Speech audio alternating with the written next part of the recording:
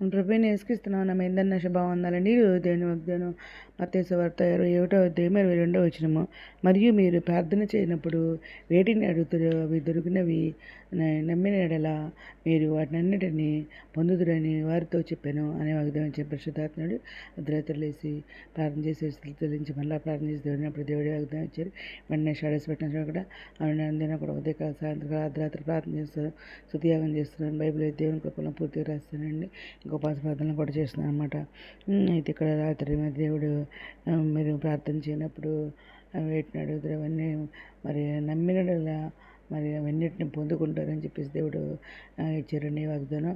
అయితే దీనికి రిలేటెడ్ వాక్యాలు చూసుకుంటే మార్కు సువార్త 11వ అధ్యాయం 24వ వచనంలో, అందుచేత ప్రార్థన చేయనప్పుడు మీరు అడుగుచున్న వాటినెల్లను పొంది ఉన్నామని నమ్ముడి, అప్పుడు అవి మీకు కలుగునని మీతో చెప్పుచున్నాను అని అక్కడ దేవుడు మాట్లాడుతున్నారండి.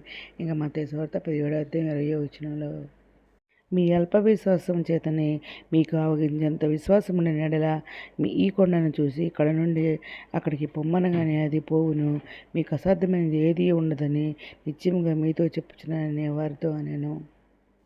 ఇంకా మత్తయి సువార్త 21వ అధ్యాయం 21వ వచనంలో, అందుకు యేసు మీరు విశ్వాసం కలిగి సందేహపడకుండిన యెడల ఈ అంజూరపు చెట్టునకు జరిగిన దానిని చేయుట మాత్రమే కాదు, ఈ కొండను చూసి నీవు ఎత్తబడి సముద్రంలో పడవేయబడదువు గాక అని చెప్పిన యెడల అలాగ జరుగునని మీతో నిశ్చయంగా చెప్పుచున్నాను అని చెప్పేసి దేవుడు ఇక్కడ మాట్లాడుతున్నారండి.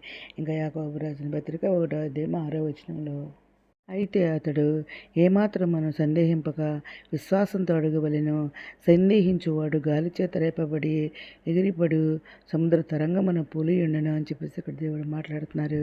ఇంకా 1వ యోహాను రాసిన పత్రిక 5వ అధ్యాయము 14-15 వచనాల్లో, ఆయనను బట్టి మనకు కలిగిన ధైర్యం ఏదనగా ఆయన చిత్తానుసారంగా మనం ఏది అడిగినను ఆయన మన మనవి ఆలకించినది అని చెప్పేసి దేవుడు ఇక్కడ మాట్లాడతారు. ఇంకా 15వ వచనంలో, మనమేమి అడిగినను ఆయన మన మనవి ఆలకించునని మనం ఎరిగిన యెడల మనం ఆయనను వేడుకొనినవి మరి మనకు కలిగినవని ఎరుగుదుము అని చెప్పేసి ఇక్కడ దేవుడు మాట్లాడుతారు అనమాట.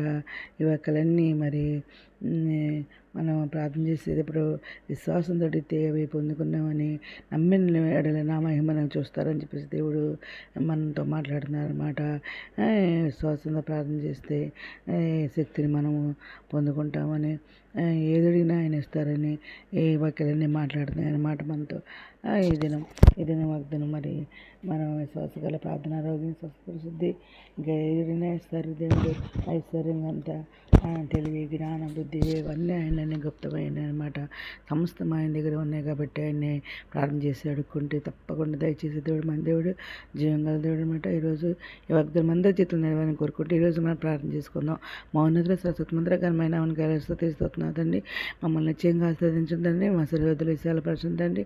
నీ చేయి మాకు తోడుగా ఉంచుందండి. మాకు కీడు రాకుండా దాని నుండి మమ్మల్ని తప్పించుందండి. మీరు త్వరగా రానేయారు. మీరు రక్షణకి మేమందరూ సిద్ధపడ్డ కృప చెప్పుకుని అత ప్రకృతిలో ఉండే భాగం దయచేయమని మా ప్రభు యేసుక్రీస్తు నేసుక్రీస్తు పరిశుద్ధమైన నామమున అడిగి పెట్టుకుంటూ ప్రార్థిస్తాం పరమతండి.